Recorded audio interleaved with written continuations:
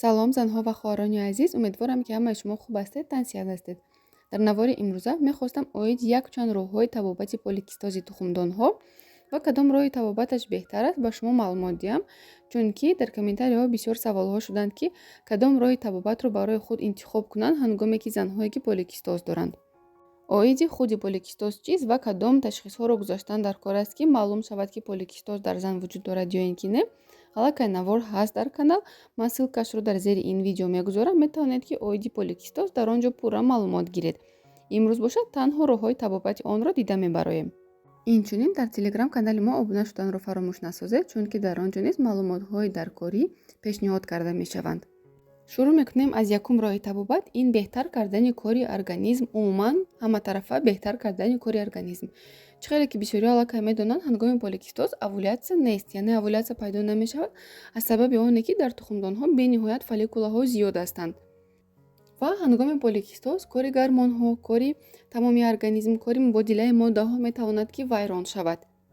ва худи поликистоз инчунин бениҳоят хӯрокҳое ки ба организми инсон зарар мерасонад ҳамон чизҳоро дӯст медорад.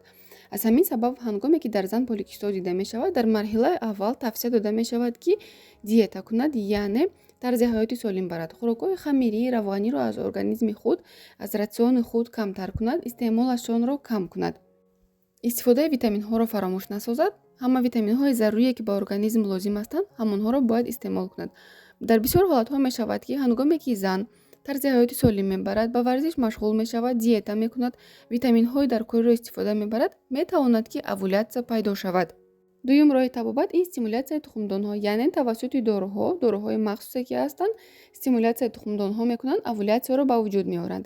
стимулятсияи тухмдонҳо низ якчанд намуд мешавад. шурӯъ мекунанд аз дороҳои сабуке ки ба организм зарари ҷиддӣ намерасонанд ва фолликулаҳоро аз ҳад зиёд калон намекунанд. ҳама намуди стимулятсияи тухмдонҳо танҳо бо тавсияи духтур, бо назорати духтур ва бо назорати ташхиси ултрасадо, яъне под контролем УЗИ карда мешавад, чунки ҳаст ҳолатҳое ки вақте ки стимулятсияи тухмдонҳо мекунанд, дар як цикли бенамозӣ метавонад ки 3-4 ҳатто то 5 фолликула калон шавад. дар ин ҳол фолликулаҳои бисёр метавонанд ки ба организми зан хатари ҷиддӣ расонанд, яъне риск многоплодной беременности зиёд мешавад. инчунин бисёри занҳое ки поликистози тухмдонҳо доранд, аллакай ба фикрам медонанд ки ҳангоме ки стимулятсияи тухмдонҳо кардан фолликула калон шуд, метавонад ки фолликула накафад. чунин ҳолат барои чӣ рух медиҳад? ҳангоми поликистози тухмдонҳо капсулае ки дар гирди ҳамон фолликула ҳаст бениҳоят ғафс аст ва барои кафидани он қувваи зиёдӣ дар кор аст. дар бисёр ҳолатҳо мешавад ки калон мешавад аз сабабе ки қуввати организм намерасад. ҳамон миқдори гормонҳое ки барои кафондани фолликула зарур ҳастанд, ҳамонҳо кам аст ва метавонад ки фолликула накафад. барои ин махсус боз дороҳое аст ки кӯмак мекунанд ки фолликуларо кафонанд. вале мешавад ҳолатҳое ки дар якум маротиба, дуюм маротиба, ҳатто то 3 маротиба, 4 маротиба метавонад ки фолликула накафад. аз сабабе ки хосияти қабулкунии дороҳо дар ҳар як зан гуногун аст, ҳар як табиб кӯшиш мекунад ки аз дозаи хурд, аз дозировкаи хурд стимулятсияи тухмдонҳоро шурӯъ кунад. баъд аз он мебинад вобаста ба ҳамон УЗИ чӣ қадар фолликула калон мешавад, худаш мекафад ё ин ки не. дар цикли дигар метавонад ки дозаи дороҳоро зиёдтар кунад ва миқдори гормонҳои заруриро метавонад ки зиёдтар кунад. пас аз оне ки зан якчанд маротиба стимулятсияи тухмдонҳо кард, яъне то 6-7 маротиб стимулятсияи тухмдонҳо кард, вале фолликула накафид, ба зан тавсия дода мешавад ҷарроҳӣ, яъне табобати поликистоз бо роҳи ҷарроҳӣ. ҷарроҳӣ бо роҳи лапароскопӣ сурат мегирад ва ҳангоми ҷарроҳӣ ҳамон фолликулаҳои барзиёде ки дар тухмдонҳо ҳаст, ҳамонҳоро мегиранд ва 1-2 донаи онро мегузоранд ки ҳангоми овулясия 1 ё 2 фолликула калон шавад, яъне овулясия ба амал биёяд. ҳама намуд ҷарроҳиҳое ки барои поликистоз гузаронида мешавад, танҳо пас аз ташхисҳо, яъне пас аз муайян кардани гормонҳо, инчунин аз ҳама муҳим пас аз муайян кардани антимиллеров гормон гузаронида мешавад. баъд аз ҷарроҳӣ кардан ба зан дар муҳлати 6 моҳ вақт дода мешавад ва дар байни ҳамин 6 моҳ бояд ки зан ҳомиладор шавад.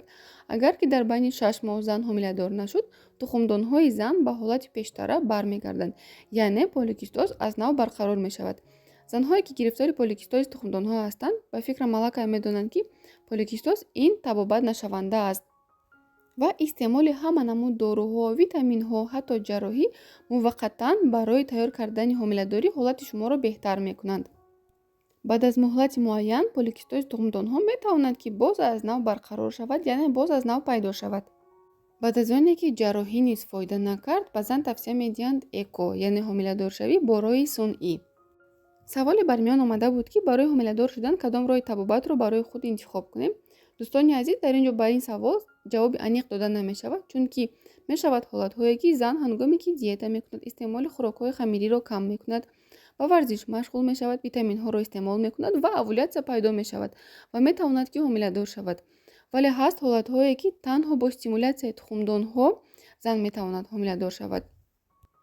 инчунин мешавад ҳолате ки ҳатто стимулятсияи тухмдонҳо, ҳатто ҷарроҳӣ наметавонад фоида кунад ки зан ҳомиладор шавад. чӣ хеле мегӯянд, дар ҳама ҳолат всё индивидуально, вобаста ба ҳамон ташхисҳо, гормонҳо, кори организм табобат интихоб карда мешавад, яъне роҳи дурусти табобат барои ҳар як зан интихоб карда мешавад. ва ҳама гуна роҳи табобат танҳо бо хоҳиши ҳар як зан интихоб карда гузаронида мешавад. занҳои азизу меҳрубон, дар ҳама гуна ҳолатҳо, чӣ бемории поликистози тухмдонҳо бошад, чӣ дигар ҳолатҳои ва чӣ дигар бемориҳои занона бошад, аз пеши худ ба табобат машғул нашавед ва инчунин ба стимулятсияи тухмдонҳо низ машғул нашавед, чунки аз ҳад зиёд стимулятсияи тухмдонҳо ҳангоме ки шумо намедонед ки дар шумо кадом ҳолатҳо дида мешавад, метавонад ба организми шумо зарар расонад.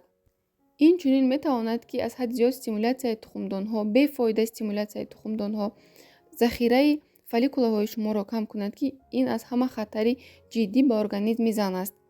дар ҳама гуна ҳолатҳо шумо бояд ки бо табиби назоратии худ машварат карда баъд доруҳои даркориро истеъмол кунед ва кадом ҳолате ки набошад шурӯъ кунед аз роҳи осони табобат, оҳиста оҳиста баъд рафта ба ҳама роҳҳои душвортар. дӯстони азиз, умедворам ки навори имрӯзаи мо ба шумо писанд омад. чун ҳар вақта фикрҳои худро дар комментарияҳо баён созед. саломат бошед.